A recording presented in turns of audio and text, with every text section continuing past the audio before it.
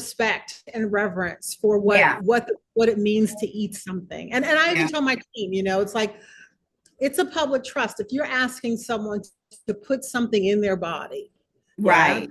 that's Hmm. a big responsibility. It's a really big responsibility. It's why we always start, even from the beginning. Everyone's like gluten-free and dairy-free and all that stuff. Now, from the very beginning, we did that.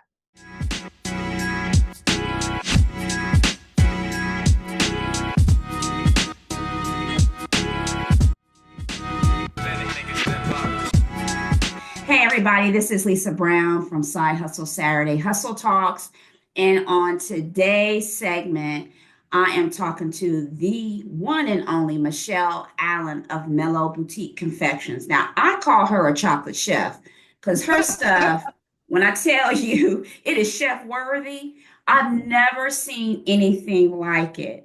I met Michelle at a networking event, and we just started chatting, and then we developed this relationship. But I never knew that she made these amazing chocolate treats.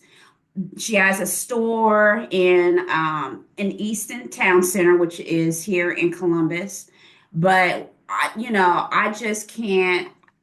The story she told me of how she got started is quite incredible. But I'm gonna stop bumping my gums because I want her to tell her narrative and her story about how she got started. Michelle, welcome to Side Hustle Saturday. Oh, thank you. Tell us a little bit about your background and how you got started, because it's really unique of how you got from A to B.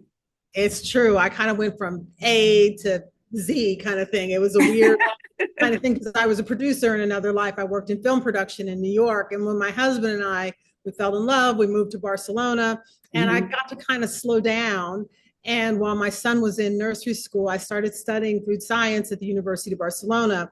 And I Hmm. think probably because I have a child's palate, I gravitated to sweet foods and confections and chocolates and that kind of thing. Hmm. So I was always a foodie, but the going through that educational process really kind of like opened up something in me that hadn't really existed. As I said, I worked in film production, but I was a executive producer, so I had this 1,000-mile view of a particular project. I'd bring in the Yeah. creatives, I'd bring in the line producers, and then we would execute the job. Well, this was the first time that I was the creative, and it was a very new thing for me. The not being the boss, but being the person that kind of conceives of the idea, then has to execute. And Hmm. so, and I think when I was, and because I was lucky to be in Barcelona, really at the birth of gastronomy. Gastronomy is everywhere now, but it was like that's where it started. A couple of brothers, Ferran and Albert Adrià, started it, and I was lucky to kind of be in that ecosystem at that moment in time. And they were Hmm. also teaching at the university, and so I really they opened my eyes up to thinking about food and how you what's your why behind why you choose something versus something else, and what's the outcome you're trying to get when you combine those two things. What are the way those ingredients work together? And that came directly from that period in my life. And I think, of course, being American, I was just like, oh, this is a great idea. I'm going to start a business. The hubris of that, right? I'm going to start a business. I learned some things. I spent a few years studying something. I'm like, I'm going to build a whole brand around what I'm learning, which is what I did. And so when my son started nursery school, I would study during the day while he was at nursery school. And then I started kind of doing little kind of private events that I would, and at one point, one of my mentors basically voluntold me to do this big fancy wedding for this wealthy Spanish family. And it was horrible. I did a great job, but I was nervous and sick the whole time. But it showed me I could do it professionally. And it was the first time it went from kind of being almost a hobby in my mind to being Hmm. what I could do professionally and do it really well and execute really well. And so Hmm. over a couple of years, I kind of kept haranguing my husband. It's like, I want to go back to the States. And he's like, there's no way we're leaving, go back to Columbus, Ohio. And I was like, but we should, because I think I can build a real viable company. There's my hometown. I Mm-hmm. know how the culture, I know how it works. And so I think I could kind of build a real brand there. So here we are. I mean, I feel like we lost, I don't know, really 2.5, 3 years to the pandemic. We did our first pop in 2015, and then we closed down, and then we opened a retail, a confectionery cafe on Vine Street, Mm-hmm. right north. And we Mm-hmm. had it for 3 years. Then we closed that during the pandemic. And really, we kind of stayed a bit quiet. We did corporate work during the Yeah. pandemic, but it wasn't on the scale that we had kind of historically been doing. So really, 2023 rolls around, and I decide that it's time to restructure MMelo as a brand to kind of lean into our ability to do more corporate work, to revamp our production facilities so that there's more technology involved, there's more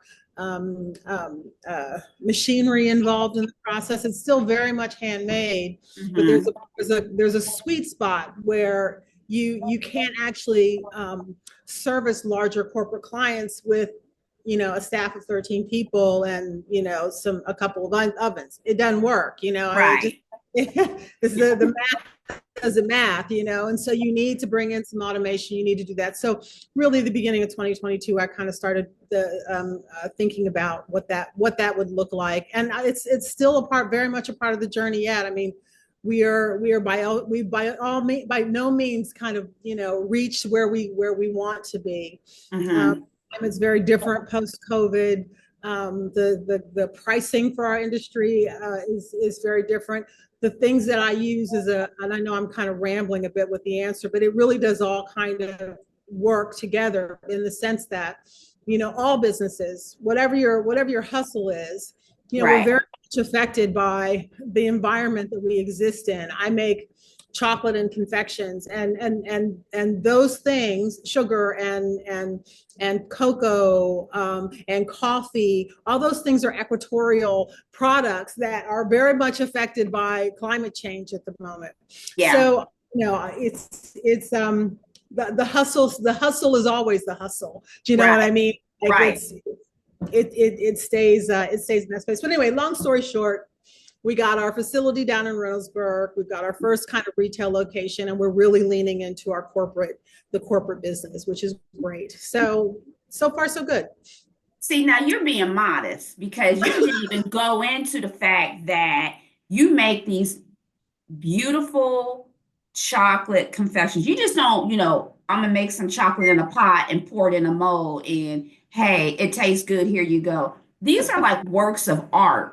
Thank that you. you make. And I mean, they're almost too pretty to eat.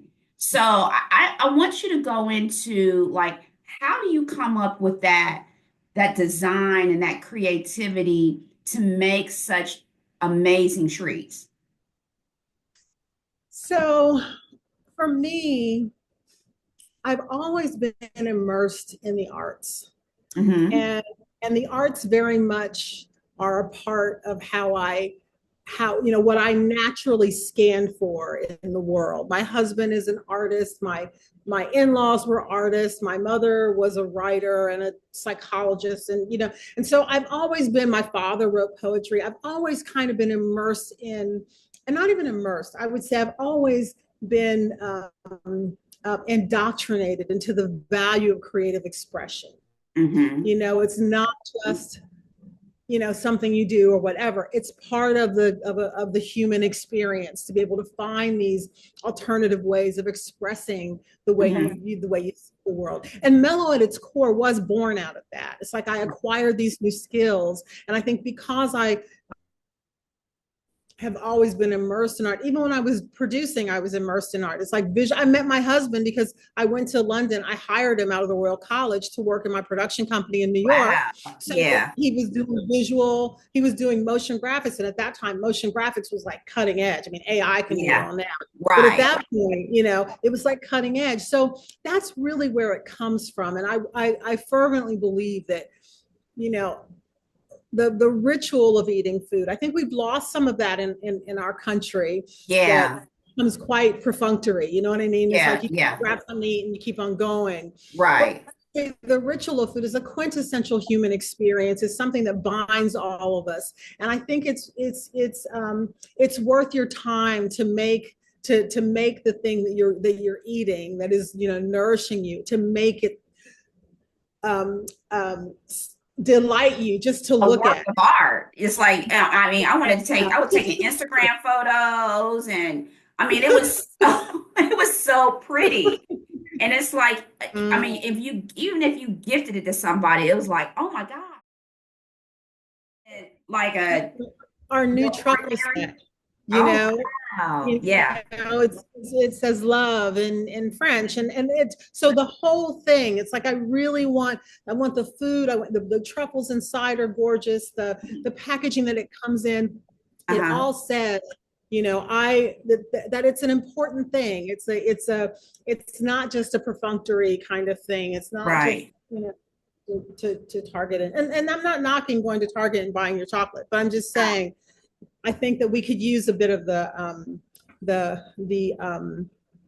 respect and reverence for yeah, what it means to eat something. And I even yeah, tell my team, it's like it's a public trust. If you're asking someone to put something in their body, yeah, right, that's mm-hmm, a big responsibility. It's a really big responsibility. It's why we always start, even from the beginning. Everyone's like gluten-free and dairy-free and all that stuff. Now, from the very beginning, we did that. It mm, wasn't from the very beginning we had vegan options. From the very beginning, we had gluten-free options, dairy-free mm-hmm, options, nut options, and mm-hmm, that's because that it comes out of that same ethos. That right, it's the public trust. And so I want Melo's food, and it is food. It's not junk. It's not, I mean, they're treat foods, but if I have a raspberry chocolate, I used raspberries to make it. I didn't right, use pink food coloring and raspberry flavor to make it. So mm-hmm, that's a quintessentially different approach to making a food item. mm-hmm, So that's kind of, I think, where it comes from, that I have this history steeped in art and a reverence for it. It's not a side thing. It's a necessity. My house is full of art. So it's how I genuinely love to perceive the world. mm-hmm. Now, since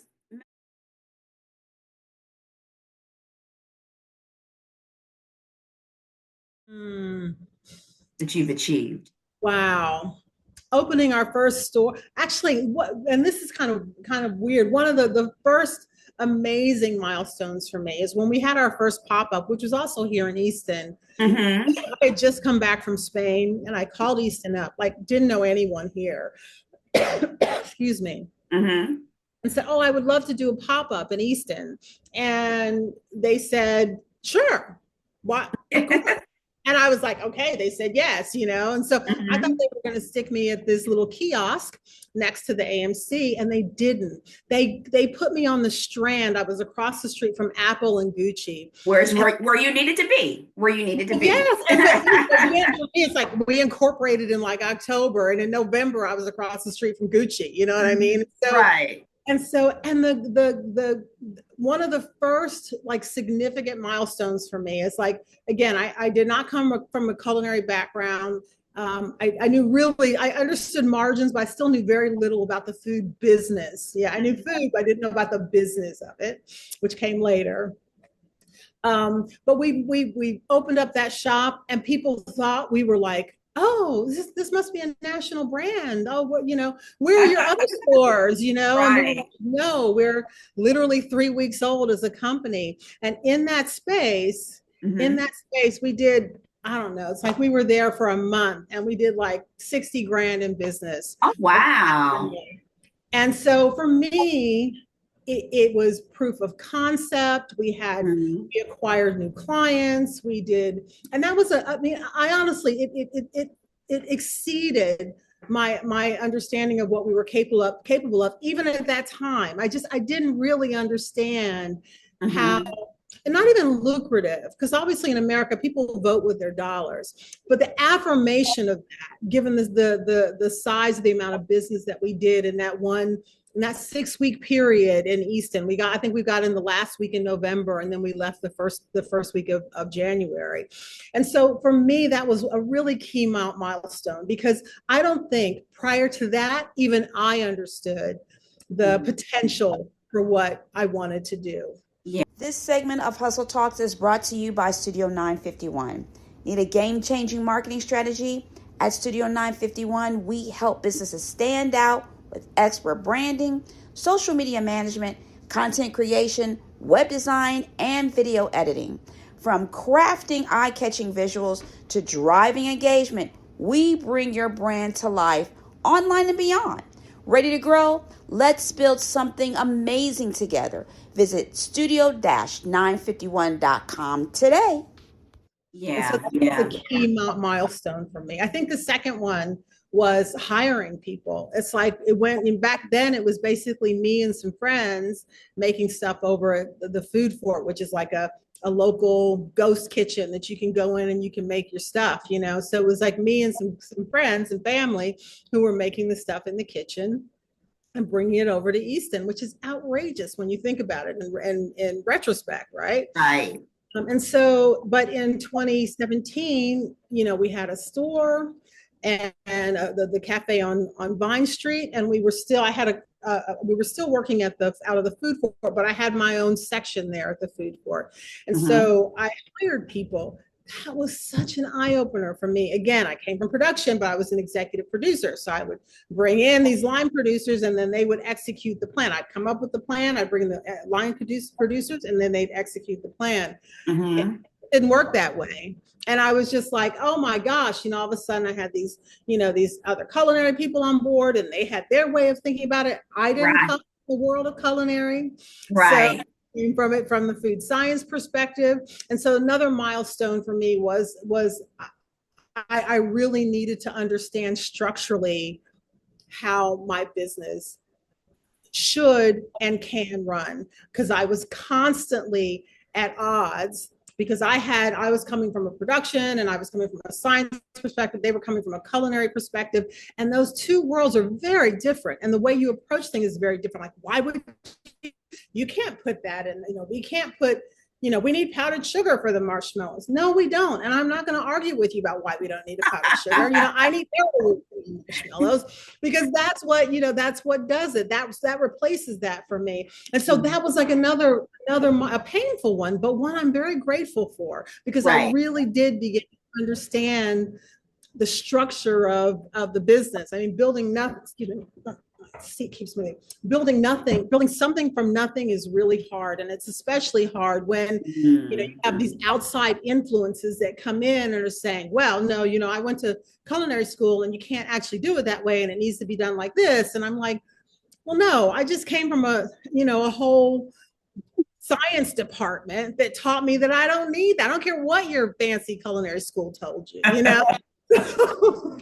So that was a really significant milestone for me, and one that I'm grateful for. I still lean into it now. And from that point on, I would have these kitchen guidelines in my kitchens that people could, so I don't have to argue about it. And I don't want to argue about it. Those are the guidelines.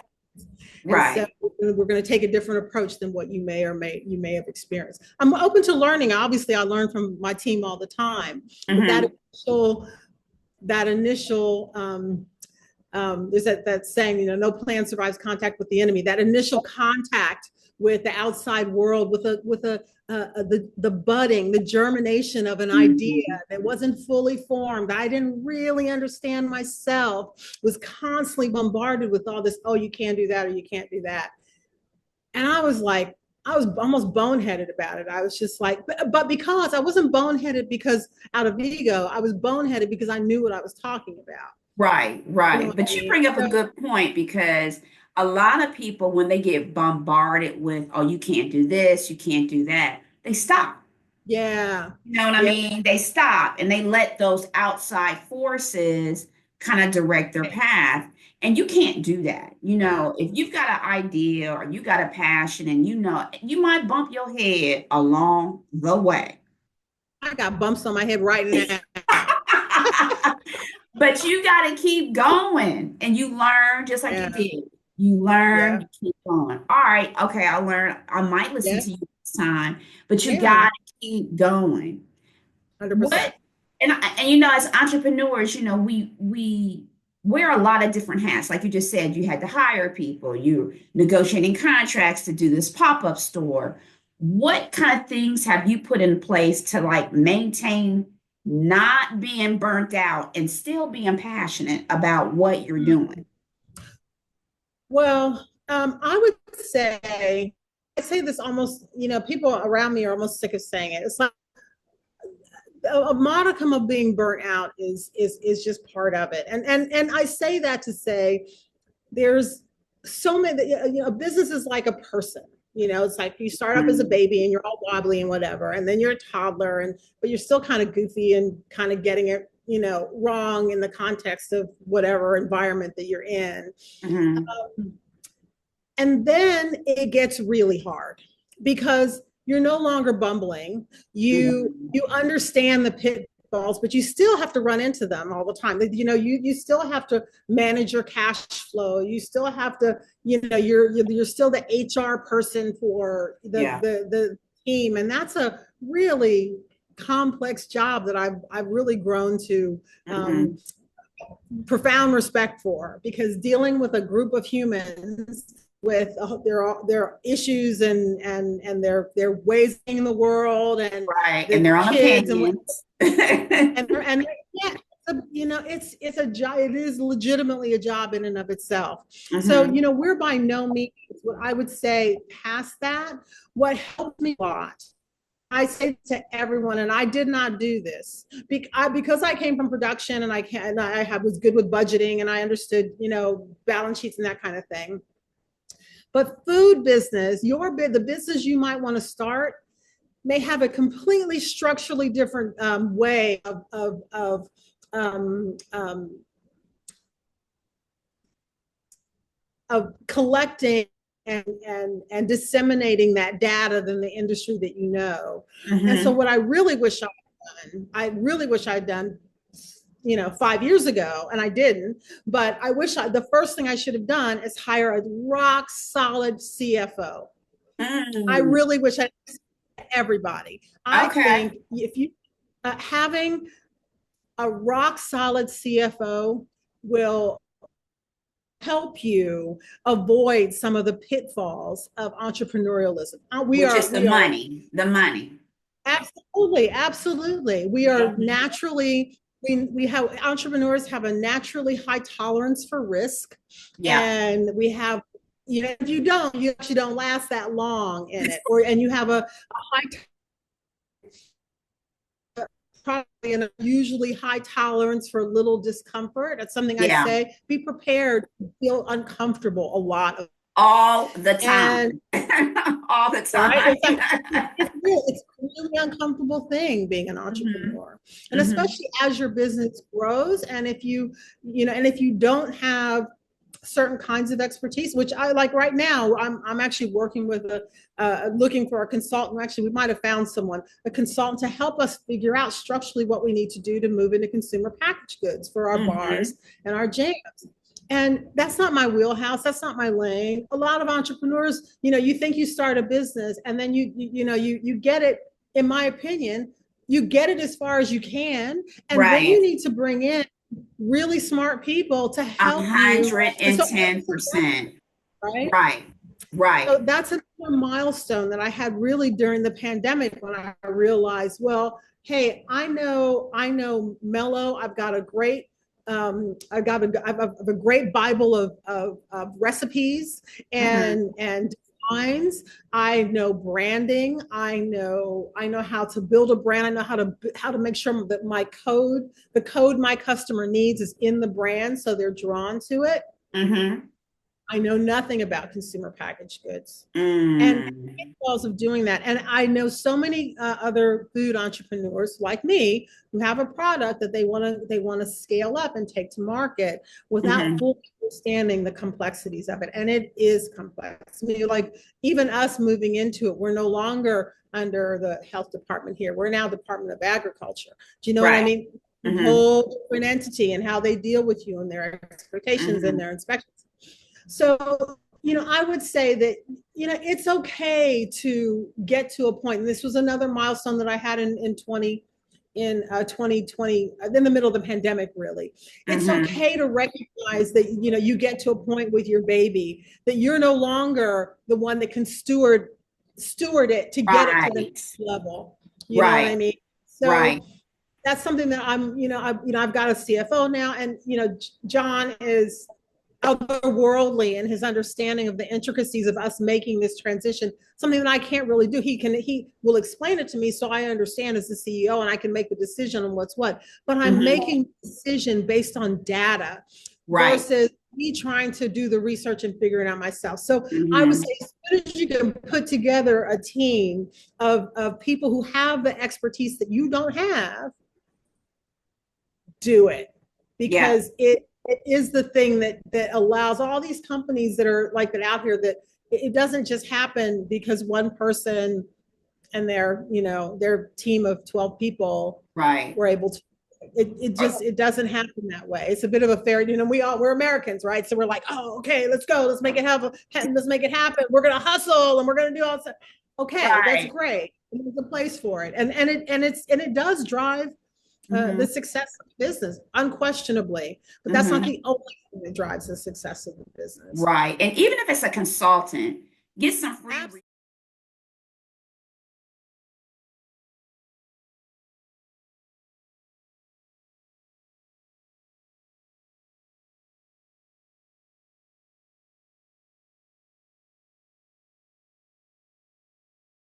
Know it all. And there's no way you can sustain that. I mean, if I could clone Yeah. myself, I would, but we don't have that yet. Yeah. You know, Yeah. you Yeah. know, And in some respects, you shouldn't. I right. think the business has been improved by having a CFO, and, I mean, I'm lucky because my husband's a designer. So he kind of, like, I tell him what I want and what I think it should be. And then he goes out and he finds a visual representation of that. Do you know what I Right. mean? I can do that, Yeah. but he can do that. And so I Right. think that as soon as you kind of build your tribe that, Mm. has the same commitment to your brand, has the Hmm. same, they're passionate about what you do, they believe in it as much as you do. It's the sooner you can get those people in your orbit, the better. And I think I Hmm. waited too long. I really do. And I Hmm. think it cost my business in terms of its development, Hmm. that I didn't recognize in the moment. Because I'm telling you, I tell everyone, I made every mistake in the book. I mean, I started. Hmm. If I showed you the first business plan that I wrote from Mello and the business plan we're working from now, I mean, they're not even the same company. Do you know what I mean? It's okay, yeah, we have the same brand, but you know what I'm saying? I conceptually I didn't I don't want to say I didn't know, but I was saying, like I said, building something from nothing is hard, and it takes thought, and it takes time for you to kind of Hmm. see how it's going to journey. It takes time for you to see how the market's going to respond to you. It's like people say, Right. oh, you're a chocolate. For years, I was like, I'm not I'm a confectioner, and Hmm. I am a chocolatier, but in my Hmm. head, chocolate was a component of a larger suite of skills that I had. But the Right. market, you love your chocolate, Michelle, so you're a chocolatier. And I kind of gradually wrapped my head around that. But that took Hmm. time, you Right. know. And so it's a very, this, but it's a very human pursuit starting a business. It Even if is. it's a side hustle, full on thing you're going to do. It's a very human pursuit. And it takes time and thoughtful consideration to try and Hmm. figure out what path is leading you. Are you creating the path, or is the path leading you somewhere? Right. Now, I Yeah. want to tap into what you said about tribe because I met you Yeah. at a networking event, Yeah. but I know from your background, you are very well connected and you engage with the community. How does Mm. Mello engage with the local community and your tribe, and why is that important to you? This segment of Hustle Talks is brought to you by Studio 951. Need a game changing marketing strategy? At Studio 951, we help businesses stand out with expert branding, social media management, content creation, web design, and video editing. From crafting eye-catching visuals to driving engagement, we bring your brand to life online and beyond. Ready to grow? Let's build something amazing together. Visit studio-951.com today. Well, it's interesting because my tribe, I'm not as engaged as I would like to be. And I think I mean, largely, to be honest with you, I don't have the bandwidth. You know what I mean? I just don't have the bandwidth. We're going through a very structurally challenging time. I'm wrestling with this new incarnation of MMelo and bringing in other folks into the fold who have like executive level, like we're putting together the C-suite level, the executive team for MMelo, right? Right. It's like starting all over in some respects, you know? And so I do stay engaged with the network, but typically it's because it's like with my what I consider my girls, my inner circles, you know, Lisa Gutierrez from Dos Hermanos, Letha Pugh from Bake Me Happy. And we you know, and you, and so we've developed this kind of network that sometimes we do business, but sometimes we just talk it out like, oh my God, like what, this is a crazy problem that I'm having. I do not have a solution for it. I don't even have the bandwidth to figure out how to get past it. What do you think? You know, what can I do? Right. And so I'm really more, I think once we kind of get past this phase, I would like to do more. We used to, like when we first opened, we were constantly doing like, you know, I built chocolate sculptures for, you know, for raising money for whatnot. But in the end, it really was, in the beginning, it was fine. As I progressed and things got harder and the problems got bigger and more, and the opportunity cost of getting those problems wrong, my community outreach came down to a network of people who could understand what I was going through, and conversely, if they, you know, it's like they call me and like someone calls me at the, you know, like midnight, okay, you will not believe what happened, you know. Right. You know, my pipes burst, my kids quit, insurance company won't cover, you know, whatever the drama is. And so for me, it has manifested itself into this almost extended tribe of other women entrepreneurs who, I would tell you what, I would not be here without them. Right. I mean, really, I would not be here without them. Because there have been times when I called them, I'm like, how do I fake my death? Because this is out of control. I don't know. Wait a minute, Michelle. Let me talk you off the ledge. Exactly. Now, where do you see MMelo in the next few years? If the sky was the limit and you had that bing, where would you see MMelo? I would love to see MMelo being the premier provider for well, that's actually multifold. This is actually multifold.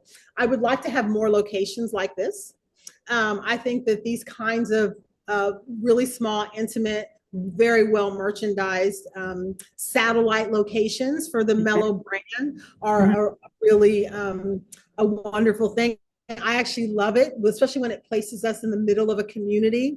Like we weren't like I would never be in I don't know, I can't, there's some malls that I wouldn't kind of be in, but the fact that this is sort of like a kind of a community place is really a great fit for us. There are a few other places like this that we're thinking about looking at as well. I would love to see MMelo's consumer packaged goods division realized. We have several shelf-stable products that don't exist in the marketplace currently. You know, they do. They're very minimally represented in certain categories, and I think our product is superior. So I would like to get that consumer packaged goods division up and running, and then thirdly, having our corporate, we already have a really, and I'm grateful, universe. It's really, it's a huge part of our revenue stream. We do a lot of business with corporate America, Discover Card, and and Chase and whatnot.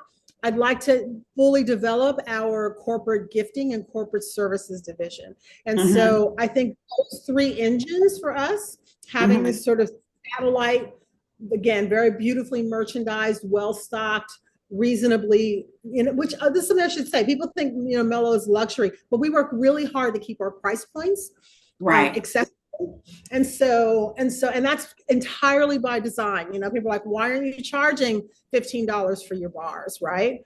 It could be more lucrative for us, but it's essentially we've got it so that it works for our margins. It makes it accessible for our customers, and so we'll definitely keep it there. But because of that, we can actually transition into those especially the shelf stable products, meaning products that can sit on a shelf for a year naturally and be okay, right? So our Yeah. bars, our jams, that kind of thing.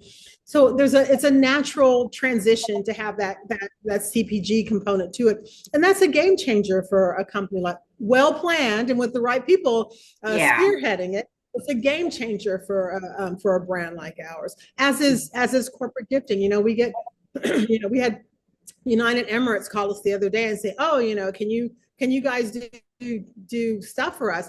But we need you to be able to do 17,000 pieces per month, Oh, right? wow.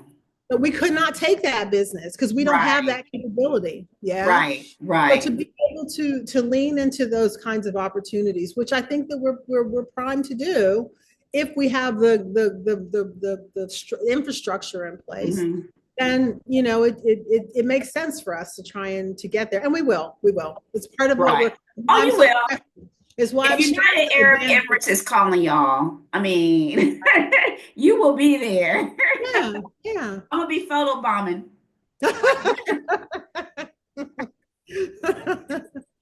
Now, what would there's a lot of people out here that want to start a side hustle, Mhm, but don't know how, or they're mhm, scared. What would you say to someone who's passionate about an idea, mhm. but scared to make that first step? But what would you say to them so they could make it reality? Well, the first thing I would say is, when you have an idea to start something from nothing, Mhm. the universe has a way of of accommodating your boundaries. So it's a really important time for you to kind of figure out how, and it works in stages. But in that Mhm. initial stage, how far are you prepared to go? Like, in my instance, for example, I was like, Mhm. I have to be home at 3 o'clock, no matter what's going on. I have to be home at 3 o'clock when my kid gets home, right? Mhm. So the business was built around that dynamic, and Right. that, I was still able to do it. I was still able to make it work. So I would say, to start off with, because it's going to be hard. It is going to be bone crushingly hard Mhm. to build something from nothing. So Mhm. try out right out of the gate to develop the ecosystem around you that fits your life. If you have young children, if you have parents and that you need to be considerate of, or maybe you're just like not confident that, which we all are when we're first starting. I mean, it's like there's a modicum of like, oh darn, I don't know how to do this or whatever, but try it anyway, whatever, right? So be respectful of that, because the world's not going to come crashing to an end, Mhm. because you don't hurry up and get to market, and don't kill yourself for it, because you Right. don't need to. There's a rational, sustainable way, and to pace yourself through that initial period, which is exciting and it's fun, and you're doing all this, you're figuring out what the brand looks like in the letterhead and all that other kind of stuff, and that's all important. But what you'll Mhm. quickly realize is that, like, the it's a rather myopic way of looking at the process, Yeah. and gradually you're just going to have to take a wider and wider and wider view of what. Mhm. And so I would say pace yourself. You Yeah, know, like you're not going to lose your market opportunity if it takes you 6 months versus 3 months to do something. right. Give You yourself know, some grace. I give mean, yourself some grace. Yes, mhm. and respect the components of your life that are important to you. Yeah, 100%. All right, now my last question to you is what was your first side hustle? Girl.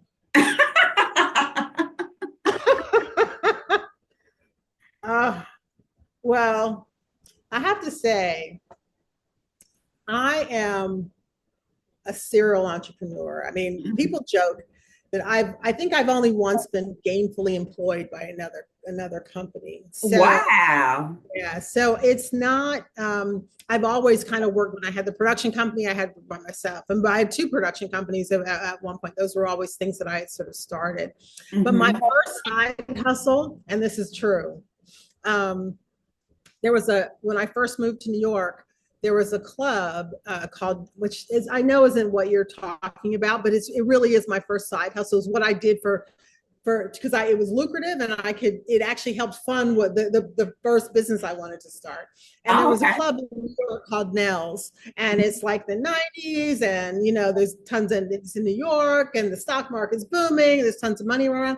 And I was this girl from Columbus, Ohio, that they thought was fabulous. And so I worked the door at this club, and it was great because it's like all these like stockbrokers, and they would tip you $1,000. And so I knew that if Hmm. I could do that, and I was almost anomalous because I wasn't from New York. I was this Midwest girl, and I wasn't, but I knew how to behave. But I Hmm. was from Ohio. I was like, oh my God, this Michelle, she's from Ohio. Can you believe it? It was this kind of funny thing. But that's how I got the money to invest in the production company, which is called Stable Films at the time, Oh, because we bought a wow. delivery stable from the city of New York in Tribeca before Tribeca was Tribeca, and that's how we got I got the money. So it's like I was making crazy money there working. Wow. I was working from I don't know 7 to 3 in the morning, Mhm. and then I would get up in the day and help develop this project and look for the spaces, and then we would develop who was our customer base going to be, and what were the needs and whatnot. And that was my first side hustle. But Wow. for me, have always been like, okay, it's gotta it's always been like a, if you do this, then you can do that. Hmm. It's quite transactional in some respects. Hmm. That's amazing. I always like to hear people's stories. Me I too. always like, I how get did you get nosy about started? it. Well, Michelle, thank you so much for taking the time out of your busy day to Pleasure. talk to me about your narrative and your story behind Mellow. I really appreciate it. Oh, my pleasure. And thank you for what you do. I think as women, and in particular as Black women, I think that we need to have these conversations. Mhm. We need to, we are not groomed for these spaces. And No. so when we get there, there's that additional learning curve that we have to kind of climb to Mhm. get these spaces. So the more we talk about it, the better we are collectively. Awesome. Thank you so much. I so Yeah, appreciate you. my pleasure. I appreciate you back. I You think? appreciate you right there. All right, really, thank you. No, thank you. So